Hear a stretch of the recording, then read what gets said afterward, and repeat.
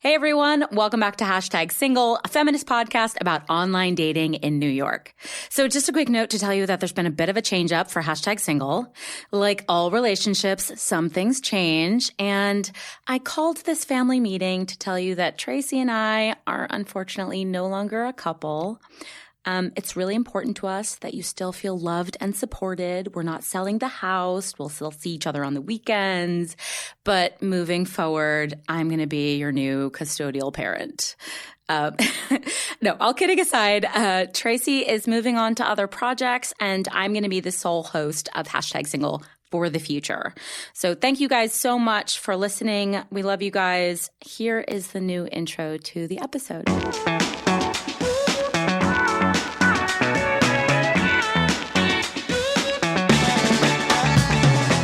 Welcome back to Hashtag Single with Jeanette Bonner. I am not a relationship expert or sex therapist. I'm just a regular New York City woman navigating the world as a single, independent feminist. Hashtag Single is about having honest conversations with other singles in today's device-obsessed culture. So I hope you'll join me on this interesting, challenging, and complex journey as we navigate the ins and outs of singledom.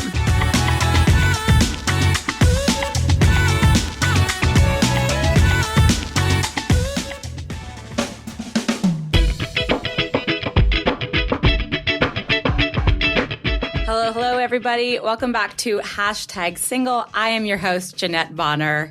It is a really, really hot day in New York City, which is very appropriate because I got some hot guests. I've always wanted to do an intro like that. So I have in the studio with me today, Rachel. Hello. Rachel, thank you for being here with me. Yes, of course. And I have Rahul with me. It's great to be here. Okay, fantastic. So Rahul, you know the rules. You're going to sit back and be quiet, just like all of the gentlemen we like to have in our lives. And Rachel and I are going to be, did I mention this is going to be fun and silly, you guys? Did you think you were coming in for a silly podcast? I'm always up for I hope you knew. I hope you knew. This is fun because this is not that, it's dating, and dating shouldn't be that serious, and dating should be fun. And we're all flawed. Especially myself. So, and other people are flawed as well. So we're all trying to navigate this crazy world together. So Definitely. just so you know at the top. So one of the things I'm really excited about having Rachel here for is that Rachel is actually a dating coach. Yes. I am the co-founder of a business called The Good First Date. And so what we do is we help people date better. And so essentially we want to learn where people are getting stuck in their dating process. And it's kind of a combination of coaching and navigating the online dating world, which can be a little bit tricky. Yeah. I love that you do that, and I love the way that you phrase that because I think a lot of people think dating coaching is like, I'm doing it wrong and I need someone to fix it for me. Yes. And there is literally no right way to do this. Yes. But to put you at your best and put you in your best behavior, I think is And I love that you just said it like in that way, that you reframed it in that way, because I think one of the biggest things is that, you know, one of the best things and one of the worst things about dating is that there are no rules, right? Yeah. So people kind of go into dating thinking, well, I should do this or I should do that or I should be, you know, pursuing this kind of person or this kind of person. And at the end of the day, everyone has a different rule book and a different roadmap that they're, you know, going to follow. And it's really about knowing what works the best for you. Yeah. And knowing what's standing in your way. You know, like we all get in our own way. You know, like I get in my way all the time, right? But it's really about building awareness and knowing what you want and being able to kind of just figure out what you need to do to kind of, you know, either get a different outcome or change your perspective or, you know, really just kind of evaluate how you want to move forward in a way that feels the most empowering to you. Yeah. And on an individual level. Like this is not like we did all this research and we found this is the best way to approach dating, but it's just like on an individual, almost like you're going to the gym. Like not everybody's workout is going to be the same, but you guys tailor per individual how best to navigate on your own journey. Exactly. And there's like, you know, I definitely think that there are best practices in terms of like ways that you can like manage online dating, for example, or ways that you can, you know, approach people in real life, or ways you can make yourself a little bit more approachable. But in terms of what like the details look like, it's going to be unique for everyone. And I kind of imagine it as like a coloring book, right? Where like it's blank and you get to color it in yourself. Aww. Because at the end of the day, it's like everyone has a different like history with dating. They've had different models of what a relationship looks like, and they have different expectations and different, you know, ideas of what they want their outcome to look like. So there can't be a one-size-fits-all approach. Absolutely. Absolutely. I love that. So your background is in psychology? So I'm a licensed clinical social worker. Oh so I'm a licensed psychotherapist, and I worked as a psychotherapist for a very long time. And then I transitioned into the world of matchmaking. So I was a matchmaker for over a year. Oh, my God. Yes. Yeah. Then we could have a whole podcast episode just on that. Oh, we sure could. But I think one of the things, like the thing that I love the most about matchmaking, I think matchmaking can be a really amazing thing for people to do and for people to try, especially when people are busy and different things like that. But at the end of the day, what I really loved about it was the piece where I was doing a lot of date and relationship coaching with my clients. Yeah, and the interpersonal. Yeah, exactly. And so I decided to get certified. So I'm a certified professional coach. And so we launched this business with the idea of really wanting to help people figure out what was going to be right for them. I love that so much. Yeah. I think we all would like to have a little birdie on our shoulder being like, yes, no, this is the way that you need to respond, or this is not the right person for you, Jeanette. Yes. I know he looks like the person you want, but ultimately, no. Totally. I want that person. Well, and that's like that birdie is literally what we really work with clients to develop. It's like, how do you, and it's kind of priming your brain for it, right? Yeah. Like once you've kind of had conversations and once you've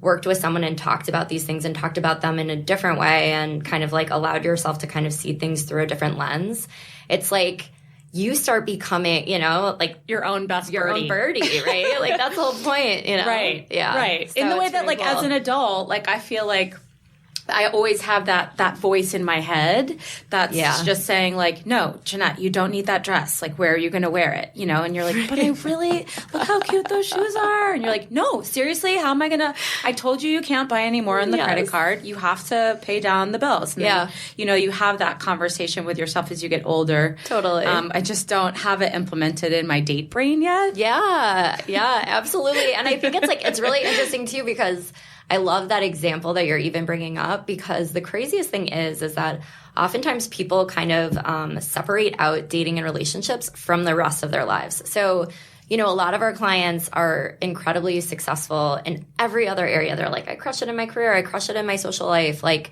you know, I have everything going for me. I'm so happy. But when it comes to dating and relationships, like I just lose. I just like lose my confidence. I feel like women say that all the time. Like they feel, and I think there's a lot of themes that are in line with some conversations we've had at #Single. Talking to women that feel like their lives are in a really good place. They own their apartments. They go on vacations. Right. They're able to save money.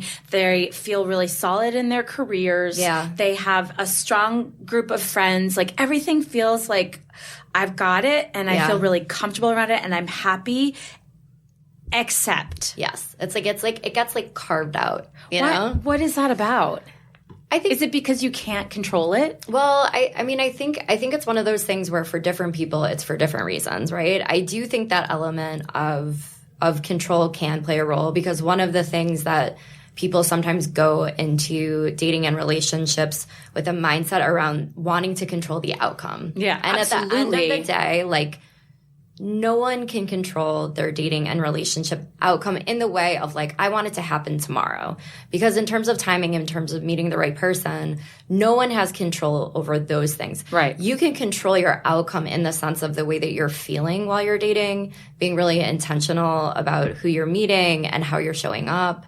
And kind of just like, you know, at the beginning of like, you know, when we started talking in your introduction, you're like, dating should be fun. And it's like, yes. And kind of owning that idea and internalizing that of like, this is something that I want to be fun for me, as opposed to it being like, you know, I'm going into this only for this reason, because that's, I think, when a lot of frustration comes up and people feel really powerless and then they start hating it. And then it becomes this really negative thing. Why am I not succeeding at this? Yes. And I think that idea, it's like, it's a thought trap or a cognitive distortion, where it's this all or nothing thinking. It's black and white thinking, right? And so it's really important with dating and relationships to do a couple things. The first is like not setting goals around I want to be in a relationship. Or I want a husband, or I want to be married by 42. Exactly. Yeah. So really being having it be more like value oriented and more around your behavior and the way that you're showing up and the way you're thinking about it. So being able to control your approach. And then also kind of like setting goals around like the things that you can control, like if I want to go on like 2 or 3 dates this week, and I want to go in and do this experiment with the way that I'm thinking while I'm going into it, so that it's something that can be measurable. And then the definition of success has to change too, right? Because success doesn't equate to being in a relationship. I think people forget that like once you get to a relationship, everything's not cool. Right. You know what I mean? Like you don't get to a relationship and you're I like to remind people that all the time. Like you're like, this isn't equate happiness. It's nothing, like life doesn't become necessarily better by finding someone you love. No. It becomes infinitely more complicated. So complicated, right? And so I think it's one of those things where, having that outcome is it's dangerous, because then people do, kind of start thinking that they're not successful at it, quote unquote. Yeah. And then the other piece of it is this idea of like, well, once I get there, everything's going to be great. Oh God. And that's, and that's just not the case. It isn't. Someone can definitely add to your life, and finding someone that you love can feel really good and really amazing. And it, and it will, and you're then like navigating all of these other things that come with sharing your life with somebody. Right. I was watching. Oh, sorry to interrupt you. No, go ahead. You just made me think of something. I was watching Fleabag recently. Yeah. I don't know if you've watched it. Oh, you should watch it, because it's this amazingly flawed woman who falls in love with someone she can't have, which is a priest, and her navigating the emotion around that, coming off of being a person that would just sort of sleep around in order to salve the pain of being alone. Yeah. And there was this one quote, it was like, I'll completely mess it up and paraphrase it, but the idea behind it was like, love is so hard and it hurts so much, and it is the one thing that we all want. And when we get there, it just hurts so bad. And that dichotomy, that like weird thing is, it literally is the one thing we all want, but the aspiration of it fucking hurts. Yes. And then even when you get there, it kills. And yet we all desire it. Yes. That's fascinating to me. I know. Well, and I think it's like, because of that, and because, of this element where people feel that loss of control, because when you fall in love, that's a loss of control, right? So it's just like, I think it just triggers a lot for people, especially when people are very, highly successful in other areas of their life, because they're like, okay, usually it's, X plus Y equals Z, right? Like it can be, not always, right? There's always variables, but when you've kind of, the effort that you put in equals success in some ways. Yeah. Dating can feel very different from that. Yeah, it is. It is. And so I think it's one of those things where, like I think a lot about compassion and empathy and all of these kind of like softer things that I think people in their frustration forget to exercise that towards themselves or the person that they're meeting, especially with online dating. I think people just get into this place where they're so frustrated that they're not getting this outcome. There's this sort of dialogue that women repeat, which is, what am I doing wrong? Or even worse, what's wrong with me? Yeah. Like, why is this not working? It's working for everybody else. Yeah. So something must be wrong with me that it's not working. Yeah. And so awful. Yeah. And I was going to say, like, I think one of the things, when I think about love, one of the things I think about a lot is the idea that no one is perfect. And so you're really looking for somebody that loves you for your imperfections. Absolutely. Right? And so those qualities that, you love or you hate about yourself, that other person unconditionally, you're looking for someone to accept those things and to see you for who you are.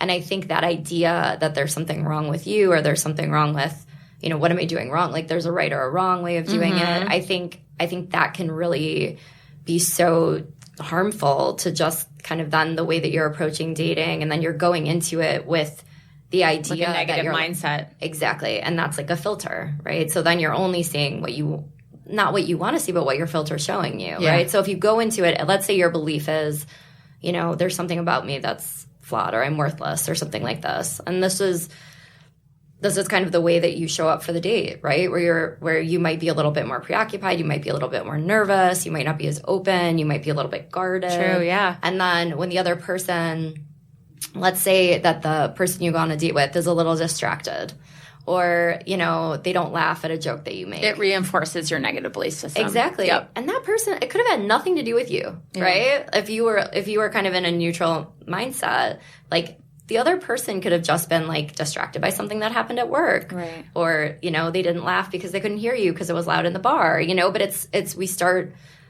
making our own interpretations and our own assumptions based on our own narrative. Yeah. So it's really sad when people say that, because there's nothing wrong with anybody. No. You might just be going after people that aren't the best fit for you, or approaching it in a way where it is this like outcome. There might be all this weight that's being put on it. And so there's things that you can do to feel different about it and to approach it in a different way. But it has nothing to do with like you as a human. Of course. And you as a person. Right. Yeah. Absolutely. Yeah. I want to take advantage of the fact that we have like a coach in the studio. Yeah. And I was wondering if you had some like best tips and suggestions for a stronger profile, for example. Oh, yeah, for sure. So my business partner, Grace, is our online dating specialist, and she is amazing with kind of helping people navigate this. And I've learned a lot from her because, I'm more on the coaching end of things. The emotional side, yeah, sure. Yeah. But a couple of the things that I think about that really truly make a difference when someone's making a profile is that oftentimes people get really worried about filtering people out, right? It's almost like when you're online dating, people are like, I want everyone to like me. Right? So you go into so you go into it with this idea of like, I have to look hot. I have to like look so nice. Like it's almost like like on an interview, right? You're making a portfolio of like your hits. And I think one of the, true. Right? And so it's like you like holding like a glass of wine, like smiling, and like it's like, so one of the things that, she really works with people on, and that has made a huge difference for people and in the types and the quality of, kind of responses that they get from people, is showing your personality and your values. And so that's like, how do you show up in your life? What is important to you? And how can you actually use your profile to filter out people, and not in a negative way? Like it's not the profile that's like, if you do like don't bother, bother, like the negative ones, because that sets a tone, right? Sure. But it's more like, how can you, like maybe respond with like a witty comment that demonstrates what you think is funny. Right. How can you kind of show a little bit more about like who you are by your photos, right? So that when people are actually looking at your photos, they get a sense of who you are. Exactly. And they can imagine themselves doing those things with you, right? So if you're someone that loves your family, and you and your family are really goofy, or you guys have some kind of like weird family tradition, like matching pajamas. Exactly. Like putting holidays. Exactly. Yeah. But like putting a photo like that up there, because then you're going to be attracting somebody who likes that stuff, who thinks it's funny, who thinks it's cute, you know what I mean? Like, as opposed to like the person that maybe they just don't. The guy taking a selfie in the front seat of his car with sunglasses on. If I see that again, I'm going to scream. Why do all men think they look hot while they're driving? Well, and it's like the car's parked, like you're not even driving. It's literally where the GPS goes in the car, and the guys look down at it to shut it off, and they go, "Hey, I look hot."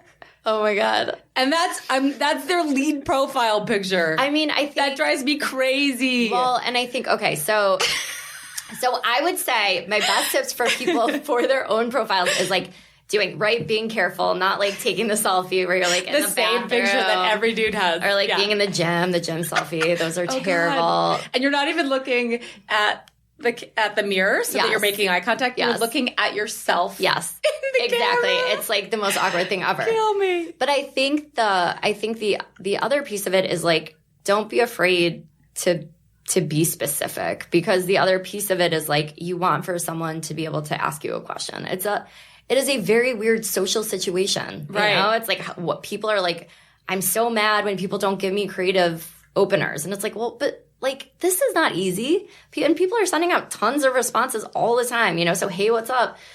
Again, it's like one of those things where, you know, I think obviously there could be a lot better etiquette, but part of it is a reaction and a response to, you know, kind of things that have happened since people have been online dating for so long. So I think it's one of those things where it's like, for your profile, like, be specific, show yourself, use it as a way of filtering people to attract the kind of person you really want to meet in terms of their values and their personality and different things like that. And then I would say the other thing is, like, when you are swiping, we have all been there where you're like mindlessly swiping, or you're swiping when you're bored, or you're swiping when you're lonely, or you're swiping after you had can I swear? I already did. Oh, so. Okay, cool. I guess. I don't really know. Can we? You have a shitty day. Is the government listening? I'm not sure. I feel so free right now that I can swear. The worst potty mouth. Yeah. But like, you had a shitty day, and people use online dating sometimes to like regulate their feel emotions. Better. Yeah. 100%. And so when you're going into swiping with that mindset, you're not going to have a good time of it, you know? And you're going to be, because again, we're talking about that filter, right? So you're looking at every one of these potential matches with that like negative attitude filter, right? So you're going to be looking at people way harsher than you would be otherwise. That's so true. And so part of it is like, number one, being compassionate towards the people that you're swiping on, which can be really hard because it is frustrating. And it's like, I've been there. I have so many clients that have been there where they're just like, I'm so sick of it. If I have one more fucking person write to me that's like, hey, what's up? And then not like write back and then, goes. Yeah. It's like, I'm going to just like freak out and throw my phone against the wall. Yeah. It's infuriating.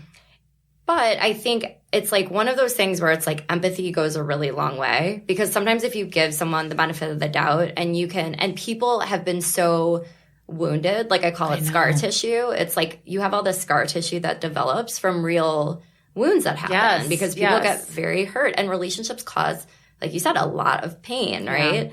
And so people build these ways of protecting themselves, but sometimes that protection is protecting them, but it's not letting anyone else in. And it's not even like letting people get to the front door, right? It's like for some people, when you've been really hurt, it's like there's like a wire fence that's built around, and you know, people can't even get there. And so sometimes it's really kind of like checking yourself and asking yourself, like, what is this? Like, what am I doing? Am I really kind of like allowing anyone to even kind of like access the real me? Am I feeling like I have to just protect myself? Am I being vulnerable at all? Because vulnerability is really important when you're dating. And it's sexy. It is. It really is. And that's how people connect. And so it's like, you know, even with the driving selfies, and, you know, Rahul can let us know, but for a lot of guys, they don't, you know, and I know because we coach men and women, and, you know, and so a lot of men that we work with have no idea what photos to use, and they don't have photos of themselves. So literally, I'll be talking to people, you know, even with consultations and just people that we meet at events and stuff, and they'll be like, well, I have like 4 pictures of myself.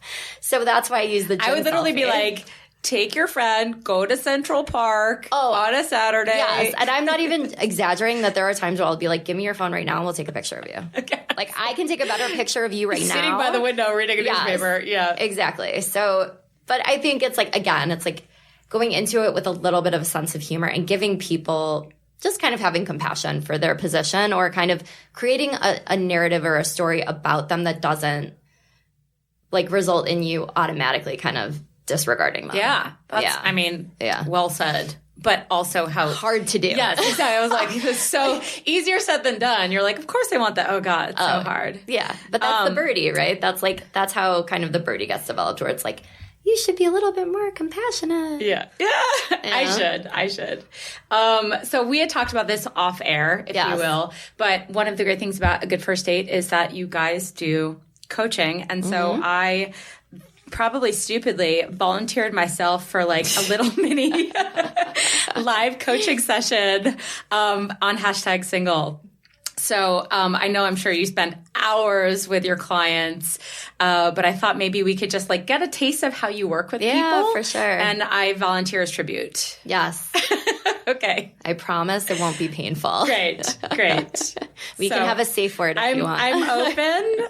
I've already admitted a lot of things on the podcast. So yeah, the whole reason I'm here is because my life is up for grabs. It's an open book. I'm happy to be the model of a frustrated, single, strong, feminist woman in New York City. So, yes. I'm ready. Let's go. So what specifically, for the sake of today, right? Because we do have, when we're doing coaching, obviously we like to learn a lot about people, but for today, what goal would you like to work on? I have a long-term goal of being in a relationship again. I haven't been in a relationship for 10 years.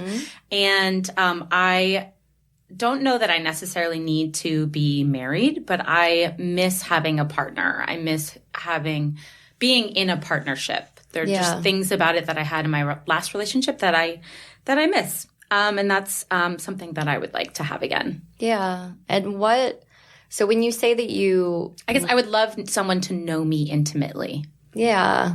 Oh, I like that. It's really beautiful. I miss that. It's not that it's something you can't really put into words. It's not the same level of intimacy that your family knows you and your friends know you. Yeah. It's a indefinable quality that I have only experienced in that really intense relationship and have not felt since. Yeah. Well, and it sounds like, that even kind of thinking about it, like I can tell that it moves you to think about it. It stings. Yeah. I miss it. Well, so I guess part of what I'm wondering about, so in the time that we have specifically, what's one thing that you think is kind of getting in the way of you moving towards, kind of having that relationship with somebody? There's a lot of things. I have a second date problem where I have great first dates. We'll come back to that. I don't have a problem having conversations with people, and I love meeting new people, and so I approach the first date with fun. Yeah. And then even the second date has even been like, let's see if this is more interesting. And then at the second date, I decide whether or not I'm like, I'm in or I'm not. Like it's very easy for me to know, do I want to get naked with this person or not? Yeah. And like 98% of the time, I'm like, no. But even if I do want to see that person again, I have found that the communication becomes infinitely more challenging. I think what I'm experiencing with a lot of guys is like, dating is fun. Let's meet for cocktails. And then like, cool, are you free on Saturday? Let's hang out. Yeah. And then by date 3, they're like, oh shit. And I've had several people say to me, I don't actually want something serious, or I don't want a romantic relationship right now. And I'm like, why didn't you tell me that at the beginning? Or why are you dating online if you don't ultimately want these things? Right. It's like, did you not think it through, or did you think dating would just like come easily or be fun? Right. So like once it gets to like literally there's this like drop off between 2 and 3 that not just me, a lot of my girlfriends and I are struggling with. There's something about the third date that like scares men away. Like, oh, that must be committing to her. Yeah. So, and then for myself, I'm just like an extremely opinionated person, and there's things that I definitely know I want, and I can go on a first date and be like, nope, that wasn't there. And a lot of my friends are like, give him a second chance. And I'm like, I don't need to. Like, it was there for me, or it wasn't there for me, or it worked on this level, it didn't work on this level. It didn't have something I was looking for. And when you say that, like, you have, like, those things, because it sounds like the first date, you're kind of like going through just your process. Just there to have a conversation, have fun, see what happens. Yeah. And then the second date, it's kind of, again, it's like, do I want to, it's almost like the screen, you're like your screening system, right? Like it's the callback. Yeah, exactly. Which has been used before. You're like, okay, so we made it through the first round of auditions. Right. This is good. Let's call back. Right. I'm into you. And then at the callback, we're like, do we take it to Yeah. Screen test. We take the second call back. Right. So you get the role. Right. Right. So yeah, sorry, what was your question? I missed it. No. So part of what I'm wondering about. Oh, what am I looking for on that date? Yeah. Like I'm kind of thinking about your screening system a little bit. And I'm not saying that, and part of the screening even can start from like the online dating piece of things, right? Yeah. Where you're, part of what I'm hearing you say is like, you're going into these dates with a different expectation than these guys are going into these dates. Could be. Yeah, it could be, it could not be, right? But, it sounds like part of it is like you're essentially like, I want something that's more long-term. Yes. I want something that's more serious. And you're hitting this wall where the guy is basically like, oh, no. Right, that's not what, I'm not on this train. Yeah. Right? Like, I want to get off, you know? So part of what I'm thinking about too is it's kind of like two different things. So it's almost like screening and being able to know a little bit more about what someone is looking for from the very beginning, from the onset. It's not a romantic thing to do. And it's not a question that I'm like, oh, during your first date, you should lay out, X, Y, and Z. And really tell them what you imagine the next 5 years of your life to look like. I don't do that. But essentially, no, I don't think you should. But essentially, one of the reasons why online dating can be a really helpful tool is because in people's profiles and then, the way that you're screening and swiping on people, there can be cues, number one, that you can give in your profile. And I'm all about being transparent and being like, I'm looking for a relationship with the right person. Yes. Right? And just saying it and naming it, because you don't want the people that aren't there. Right. Or the people that are going to look at that and be like, holy shit, this girl is not for me. Like, you want those people just... I will say that, like, in previous iterations, I have had some kind of that language in my profile. Yeah. And I've been told to take it out because... Bear with me. Yes. A lot of guys, even that is like a signifier for marriage. So it's like scary language. Instead of just, they might want a long-term relationship, but the fact that you put that in there is like intense. So I just say like, it says, there's a thing that says, what are you looking for? Yeah. But I don't have it in I used to have like not looking for hookups, looking for something real or something like that. Yeah. And I've just sort of been like, you know what, let's just sort of, maybe we could talk about that in person. Like, I don't want that to scare someone away. Well, I think so. Like she's the marriage lady. Yeah. Whatever. I mean, part of what I'm wondering about though is like, how would it feel to go out with someone where that would scare them away? Good question. No, that's smart. You're right. I'm putting it back in. Yeah. I'll do it. Yeah. Like what is... You're right.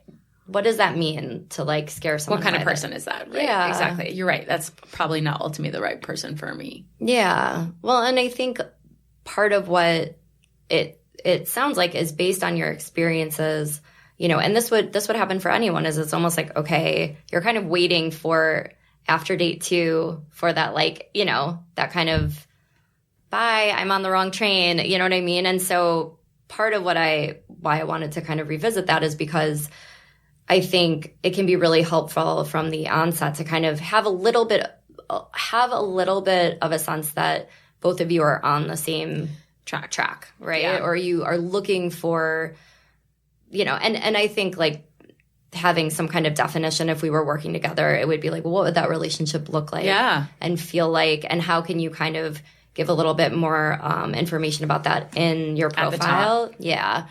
I will tell you, like, the number one frustration that I have that I feel is like really truly missing on my dates. I always look for a sense of humor and a sense of play. Mm-hmm. And oh my God, we talk about this on the podcast all the time, flirting. Like, nobody flirts anymore. It's like a goddamn job interview.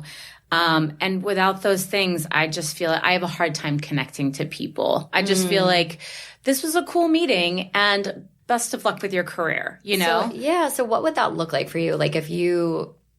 I want to laugh on a date. I want to laugh. I want to be surprised and I want to leave laughing. Yeah. And if I have a crazy grin on my face at some point during the date, there's 100% chance of a second or a third date. And why is that so important to you?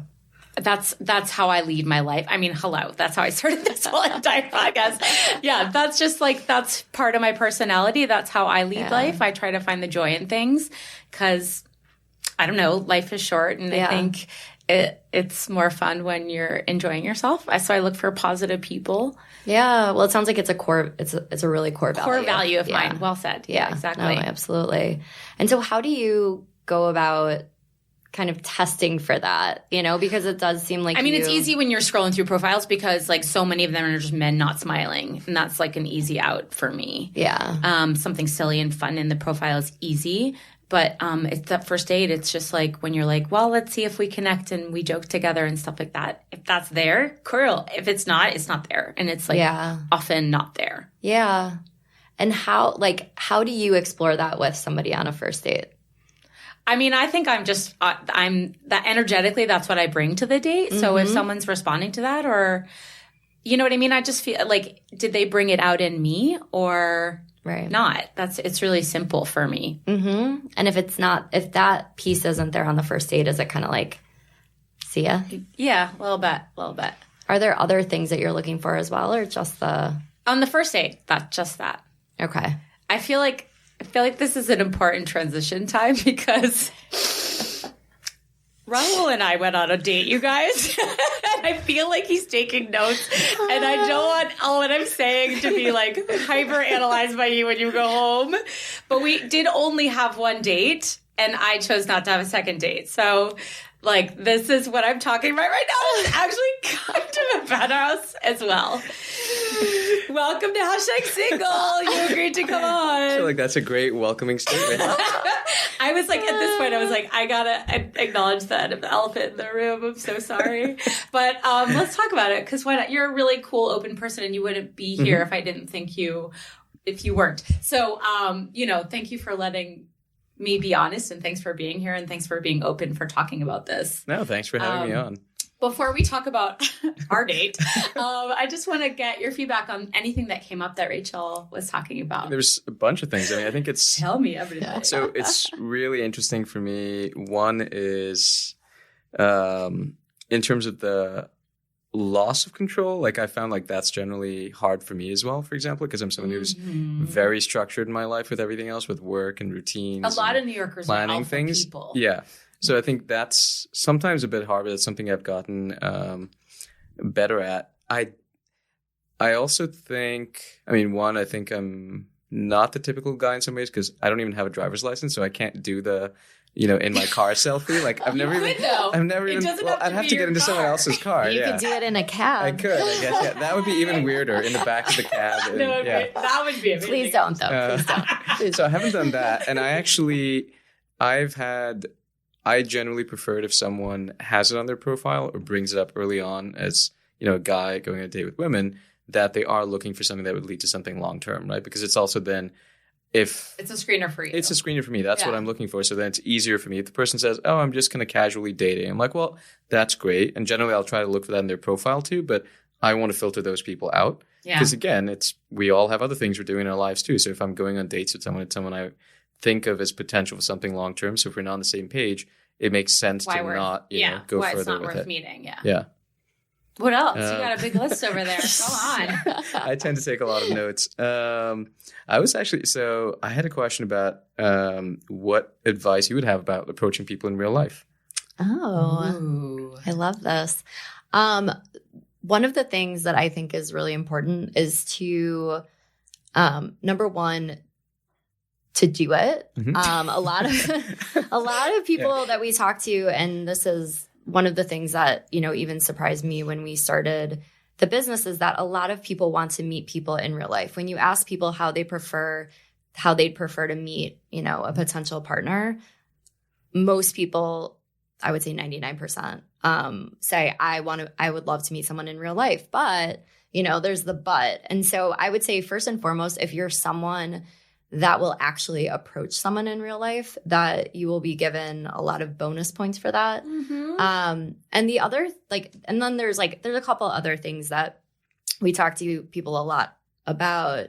I would say going places that you would be excited to meet someone. So not necessarily like going to a bar, going to the places where people traditionally pick up, but instead putting yourself in situations where you have an interest in it and that you already have that connection point. So if it's a lecture or like a specific meetup or something like that where, you know, you're already filtering a little bit. And then I would say, like, don't go in to pick up. Like, don't go in with the intention of picking up. Essentially, it's like one of those things where people sense that. Yeah. And they're like, no, I'm not exactly. available. And it's also like it immediately can make people feel like shut down and like self-protected or self-protective. So essentially, like, I recommend just connect. That's it. And make it relevant to something that's going on. So it's like as simple as like if you're in a coffee shop and there's a cute person next to you, it's like, you know, you guys are both waiting for your coffee for you to just be like, oh, it's really hot outside. Right. You know, like what kind of drink are you getting? Or I'll give you a good one. I love your shoes. Any man that compliments my shoes, I've actually done that on the subway. Oh my god! Because I'm really into noticing people's clothes, so I often, like men and women, I will comment on their clothes. When you say dress, but when you say shoes, a woman. Or I'll say pattern. Sometimes I won't say like, "Oh, that dress is really great." I'll say that's a really cool pattern. I actually am into textiles and design, so for me, that's a good way to start a conversation. And I do it with men too. I'll ask men where they bought their shirt. That's sometimes how I do my shopping as well. Yeah. Did you know this about him? Did you learn this about him on your first date? I don't remember that coming up. I'm like, you guys might need to go on a second date. I'm really liking the vibe in the room right now. Us together. I know. I'm like, my matchmaking vibes. Anything else that came up to you that you disagreed with or felt really like, I don't think that from a male perspective, that just not how it works for me? I think some of it was actually more agreeing that, you know, maybe some of the things like you feel as a woman and you were saying women feel is the same thing guys feel. Like it's taken me a while as I've been dating and kind of working through other things in work and career and other things to feel comfortable with if I go on a date and it doesn't work out, that's not me as a failure. And that's not, and if I don't get matches online, that doesn't mean there's something wrong with me. So that's also, I think I don't know for all guys, I can't speak for them, but for me, I think I definitely feel that sometimes, right? There's some periods where I get a lot of matches and it feels good. And then when I don't get matches, suddenly it's like, what? Why is no one liking my profile? Is something wrong with my profile? Did I not put up the right pictures? You know, is it too many gym selfies? Like too few gym selfies? I don't actually have any gym selfies. Should I take out that video of me doing push-ups? Yeah. Well, I have to say, and I have to give you credit. So one of the things that I felt was missing in our date was that lack of flirting and a lack of humor. We connected really well on an intellectual level, but for me, the kind of way that I want to feel in a romantic connection was not there. But as you could see, we jived as human beings. And so I said, literally, I just didn't feel a romantic connection. I think you're an awesome guy. And he called me and I was like, oh, shit. I call people a lot when instead of the texting going too long, I just called him. I was like, all right, I'm gonna own up to this. Like I picked up the phone and he actually said, to his credit, he was like, I just want to say that I think that's totally cool. When I go on dates, I go to meet people. Yeah. And it doesn't, like, you can't guarantee that you're going to have a romantic or a sexual connection. And I just, like, agree that it was sort of the same vibe. But I wanted to say, I don't remember what you said exactly, but I felt it was really positive. He was like, I just want to say it was really cool that you were honest with me. And I would totally love to stay in touch in the future. And I told my friends about that. I was like, because when I send that, I didn't have a romantic connection thing. Yeah. It is a rejection text to some, but it's also not a rejection text. I'm saying like, yo, I didn't feel it. I don't know if you felt it. Tell me, you know, like not your fault, not my fault. It's just not the right fit. Yeah. And to your credit, you received it as it was given. The phone call was scary, but also what a great guy to like step up and be like, no, we're going to talk this out. Well, and I love that it wasn't like you wanted to get on the phone and be hostile. Yeah. That's what I was afraid. I was like, why am I not attractive enough? Start crying. He's drunk. I don't know. Wait, can I ask a question though? Yeah. So, and this would have been something like, I know that we only had a very limited amount of time for the coaching part, but one of the things I think about a lot is the weight that people put on a first date. And that a lot of the time, when, especially when they're after work, especially when it's in the middle of the weekday, for a lot of people, it can be hard, especially when like for you, like your core value is around joy and around playfulness. And for everybody, we all like, you know, when I was dating a lot, like we all put a lot of weight on that date.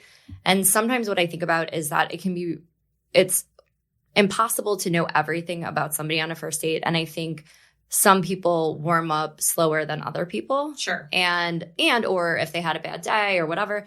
And so part of what I think about is how you can go into a first date with different expectations sometimes. And it doesn't mean that you have to. It's more just like, what would it feel like or what would it look like for you to go into the date knowing that it might not give you all the information about what you're looking for. And how would that feel to approach it in a slightly different way. And it doesn't mean like if after the second date or after the third date, there isn't kind of that banter or that playfulness or that like, because that's important to you. And that's awesome that you know that. Yeah. And that's a really, like that's a quality that will really help. Specific. Yeah. Yes. And also like important in a lasting partnership, right? Yes. So it's a really important quality, but how it would feel to kind of give it a little bit more time. Yeah. And now can you give some constructive criticism to Rahul too? Awesome. I don't know. All I want to do is be like, I am so impressed with you. You want to set him up with your girlfriend? I know. I'm like, can you talk to men about like all these things? Yeah. You have a spin-off podcast. Exactly. I'm into it. You guys, I want to say thank you so much for this incredible conversation that we've had. Thank you for your insight, Rahul. Thank you for your bravery. Thanks for having me. You guys, if you want to learn more about Rachel's company, it's agoodfirstdate.com. Otherwise, we'd love to hear your comments, and we will catch you next time on #single.